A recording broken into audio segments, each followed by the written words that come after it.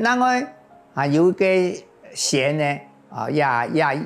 是目前客家人客家戏班，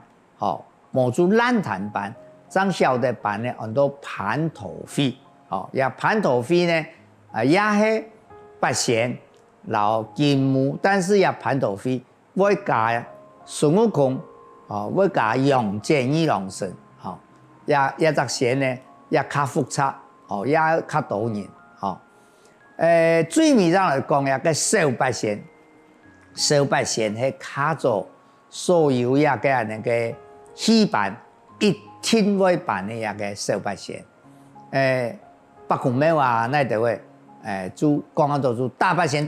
就办也小八弦做，也小八弦呢，不是金木，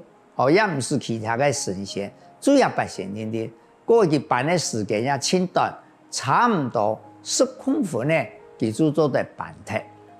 故说按呢情形下，一般来讲，简单呢全部都用小八弦来办，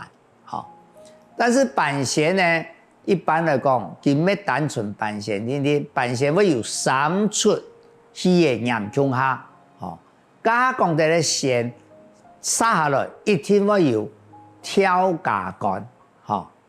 跳架杆跳起以后，后背接定。会有很多金棒，